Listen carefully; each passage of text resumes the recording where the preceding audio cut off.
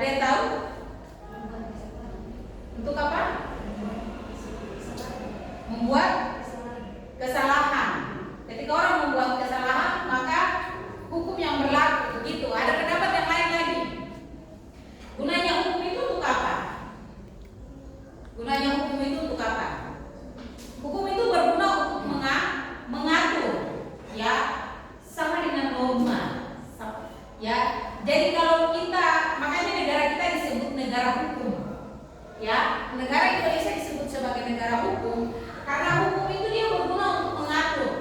Bayangkan saja kalau tidak ada hukum, ya. Bayangkan saja kalau tidak ada hukum, maka kejahatan semakin meningkat karena orang jahat dia berpikir bahwa dia akan terus melakukan kejahatan karena tidak ada hukum, toh. Tidak ada hukum yang mengatur dia, tidak ada hukum yang memberikan sanksi. Nah, di pelajaran kimia kita juga belajar tentang hukum.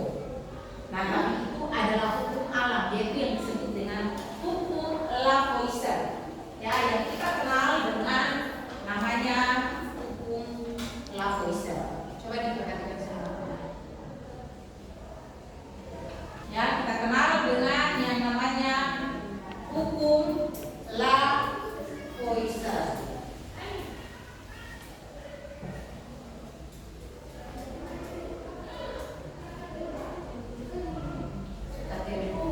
Tolong siapkan satu lembar kertas dan kamu akan itu melakukan tes awal dulu. Dibuat tes awal untuk mengecek pemahaman tentang materi hukum Lavoisier sebelum kita masuk pada penjelasan materi hukum apa Lavoisier. Nah, sekarang perhatikan pada soal yang pertama, masa total zat sebelum dan sesudah reaksi adalah sama, merupakan teori yang dikembangkan oleh. Silakan Anda tulis nomor 1 ini sampai nomor 5. Kemudian pilihan langsung tulis pilihannya saja, soalnya nggak perlu ditulis, ya. Oke, kita mulai. Waktunya berjalan dari sekarang. Silakan.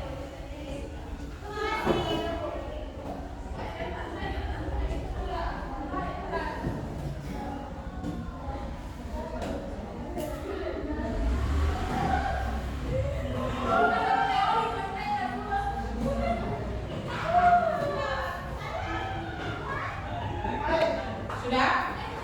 Nomor 1 sudah? 1?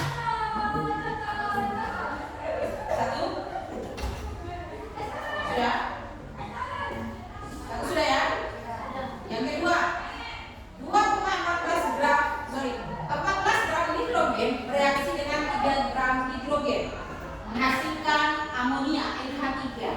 Berapakah massa amonia yang terbentuk jika reaksi berada pada ruang tertutup? Ya, 14 gram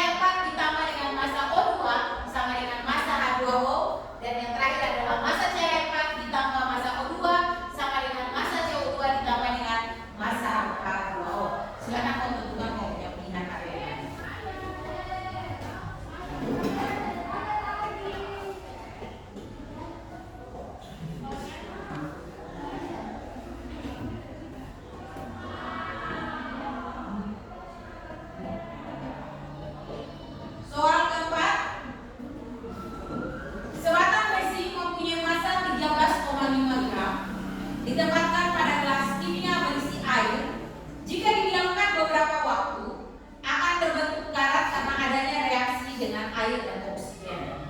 Massa batangan karat besi tersebut sekarang adalah 13 gram, 17,3 gram, 11,5 gram, 9,3 gram, atau 8 gram. Jadi sebatang besi itu dia mempunyai massa 13,5 gram. Ketika ditempatkan dalam sebuah gelas kimia yang berisi air dan didiamkan beberapa waktu, maka akan terbentuk perkaratan pada besi. Ya, besi itu kan berkarat. Nah, sehingga di sana dikatakan bahwa terjadinya perkaratan pada besi itu karena adanya reaksi air dengan oksigen atau air dengan udara. Sehingga dihitung berapa sih massa batangan karat besi itu. Jadi dari 13,5 gram, ketika dihitung berapa massa batangan karat, perkaratan daripada besi itu berapa? Silakan. Ya, soal yang terakhir. Sejumlah karbon dibakar dengan 32 gram oksigen menghasilkan 56 karbon monoksida. Jika pada air reaksi masih terdapat 6 gram karbon, berapakah massa mula-mula karbon? Nah, kau perhatikan dulu ini. Silakan kau hitung, kau analisa dia, kau tentukan jawaban.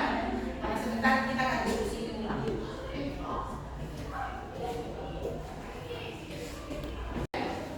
Sekarang perhatikan, tujuan daripada kita belajar tentang hukum dasar kimia atau yang disebut dengan hukum Lavoisier adalah yang pertama adalah peserta didik itu mampu menganalisis. Kamu mampu menganalisis teori hukum Lavoisier dengan benar. Kemudian yang kedua adalah kamu menerapkan hukum Lavoisier dalam kehidupan sehari-hari dengan baik. Jadi nanti setelah Ibu menjelaskan ini, kamu akan mengerti, oh ternyata hukum dasar Lavoisier ini kita bisa kaitkan dengan kehidupan kita sehari-hari. Nah, silakan kamu simak. Nah, perhatikan kemarin.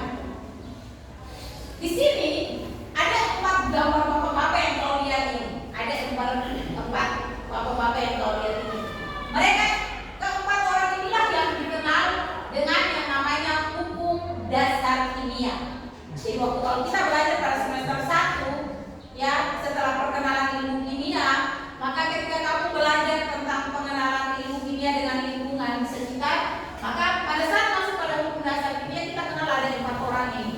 Masing-masing dengan dia punya hukumnya sendiri-sendiri. Yang pertama adalah Anthony Laurent Lavoisier. Dia dikenal dengan hukum konservasi massa.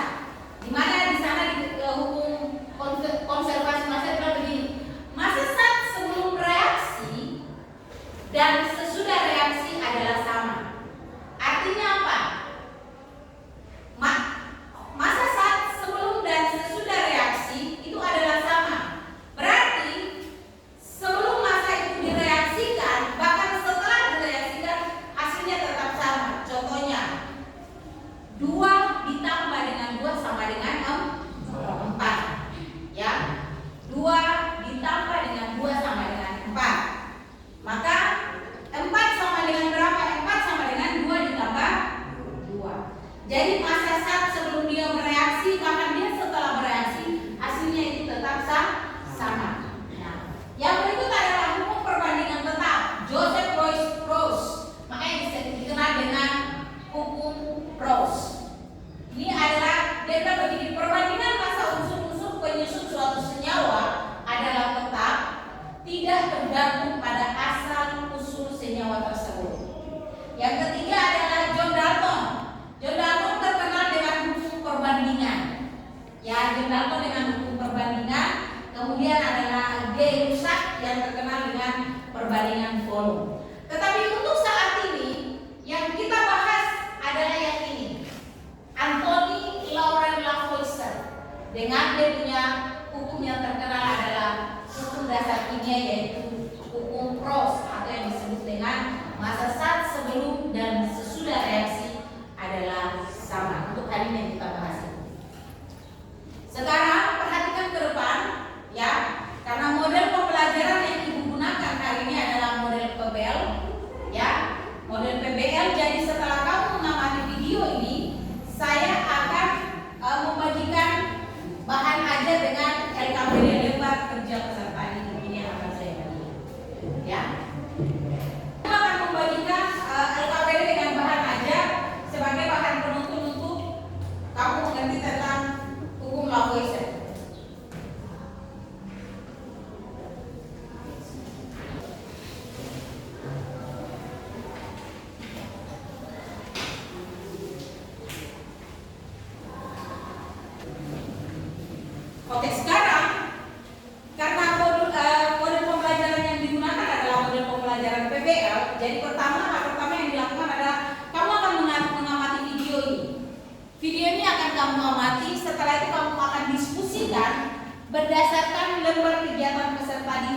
Jadi LKPD yang ibu bagikan ini kamu akan lihat.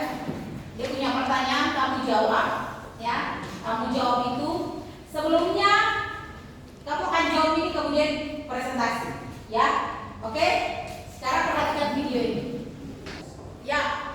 Coba perhatikan, amati video di depan ini. Kalau diperhatikan, ya baik. Anak-anak akan memperhatikan video yang ibu tampilkan, kemudian kamu amati dan kamu mulai akan menganalisis dan pasti akan mulai timbul dalam pikiran pertanyaan-pertanyaan. Mengapa Besi bisa berkarat dan lain sebagainya? Ya, oke, silakan diperhatikan.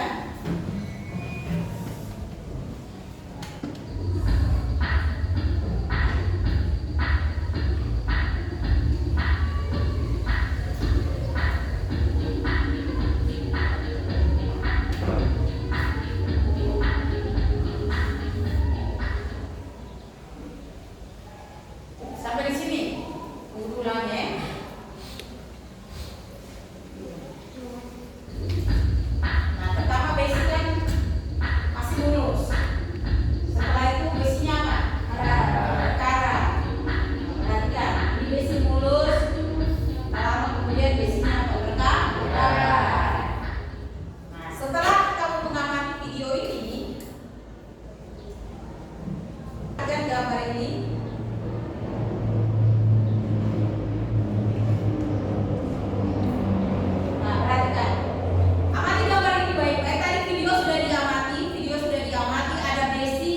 Tiba-tiba terjadi perkaratan. Nah, ini anggaplah pagar, ini pagar. Ketika pagar itu pertama kali dipasang, ya bagus sekali pagarnya. Tapi lama-kelamaan dia akan menjadi apa? Mulai muncul bercak-bercak, perkaratan. Akhirnya terjadi perkaratan. Nah, inilah yang akan membuat kamu mulai diskusikan mengapa proses perkaratan itu bisa terjadi. Ya. Sekarang waktunya kamu diskusi, perhatikan di LKPD-nya. Silakan didiskusikan di LKPD-nya.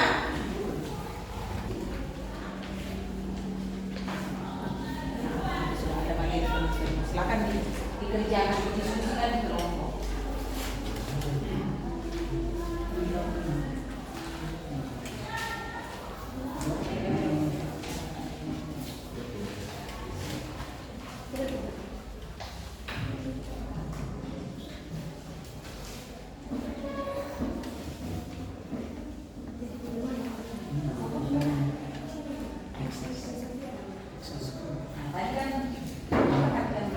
Gambar, terus ada video tadi kan, maka pasti muncul pertanyaan, mengapa besi itu bisa berkarat? Ya, pertanyaannya adalah mengapa besi itu bisa berkarat? Nah, itu yang kamu silakan diskusikan. Nah, ini yang di dalam LKPD diperhatikan. Di LKPD ini orientasi peserta didik pada masalah. Nah, silakan mengamati video tadi. Ketika lihat paku tadi yang awalnya mulus tiba-tiba berkarat, maka pasti muncul dalam pikiran ini, mengapa paku itu bisa berkarat?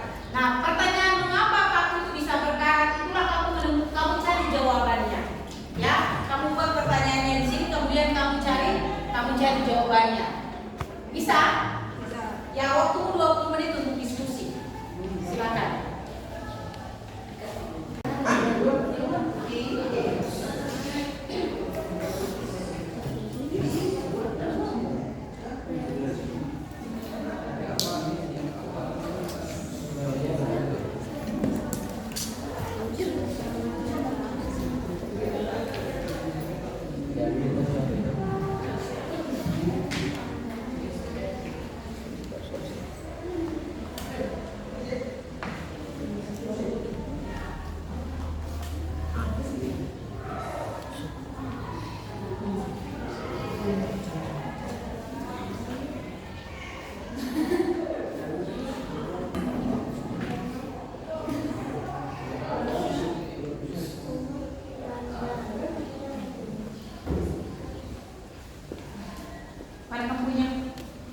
Baru satu pertanyaan.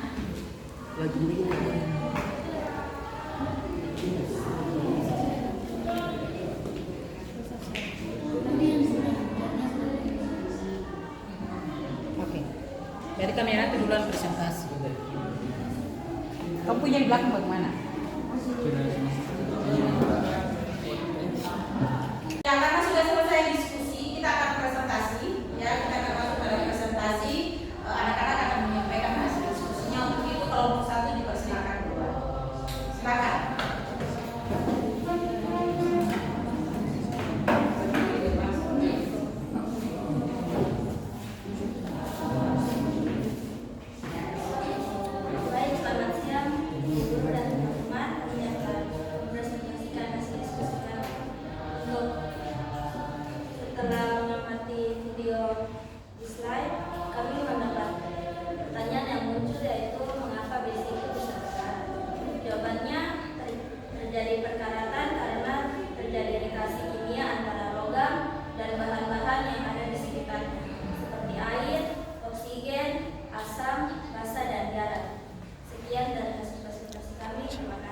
Ya, berikan aplaus untuk kelompok 1. Pak, berdiri langsung di situ. Kelompok 4 berdiri. Ya, langsung kelompok 4 berdiri. Kelompok 4 berdiri sekarang, ayo.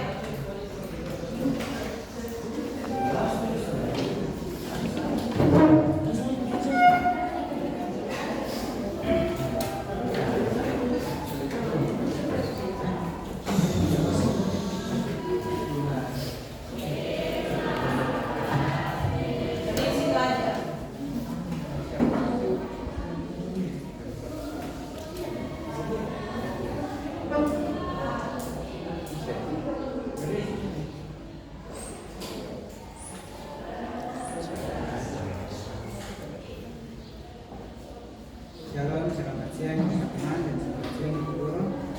Kami dari kelompok 4 akan mempresentasikan hasil diskusi kami tentang mengapa logam yang awalnya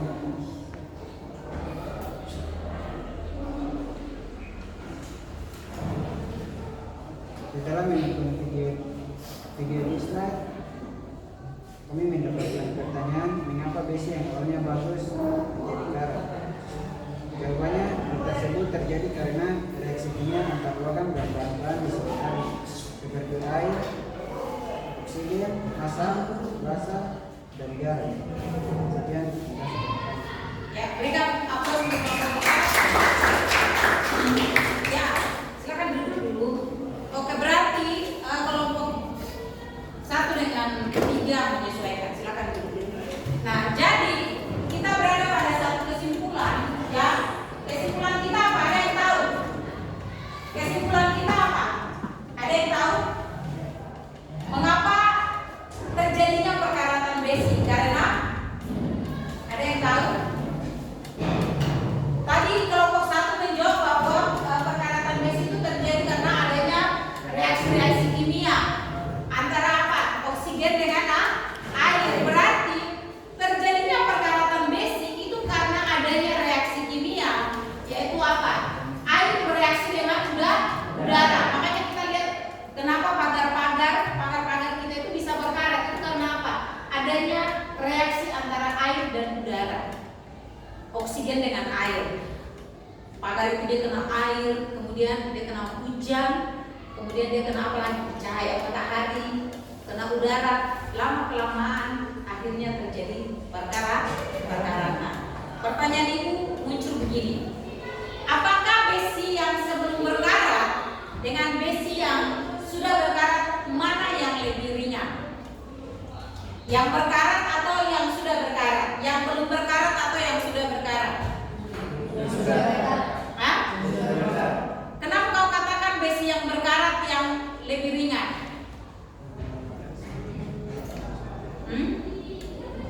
Kenapa menurutmu besi yang berkarat itu yang lebih ringan? Mengapa? Karena sudah mulai mengalami kehancuran. Ada pendapat yang lain? Nah, jadi kalau kita bandingkan masa besi sebelum berkarat dan sesudah berkarat, ya, besi sebelum berkarat itu dia lebih ringan daripada besi yang sudah berkarat. Besi yang berkarat itu dia mengalami apa? Dia mengalami oksidasi. dengan air dengan udara yang lama kelamaan akan membuat dia semakin berat. Ya, jadi kesimpulannya demikian. Jadi terjadinya perkaratan besi karena adanya reaksi antara oksigen dengan udara yang menyebabkan terjadinya perkaratan besi. Yang berikut, bagaimana caranya sih Bu kita mengatasi terjadinya perkaratan besi? Ada yang tahu? Apa? Mencegah terjadinya perkaratan, apa yang harus kita lakukan? Yang pertama apa?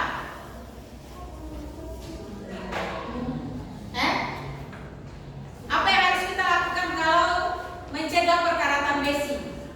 Apa yang harus kita lakukan? Kita melakukan apa? Pengecetan. Makanya kenapa kamu lihat di setiap seng-seng itu harus selalu dicek. Itu supaya apa? Supaya mencegah terjadinya perkaratan. Yang kedua, kalau kita membeli alat-alat yang menggunakan besi, ya alat-alat besi, maka apa? Selalu dibungkus dengan disalut dengan plastik. Itu mencegah perkaratan. Makanya kenapa alat-alat onderdil motor kalau kita pergi beli itu selalu dibungkus dengan plastik. Itu salah satunya mencegah terjadinya perkaratan. Ya, mencegah terjadinya perkaratan. Ya.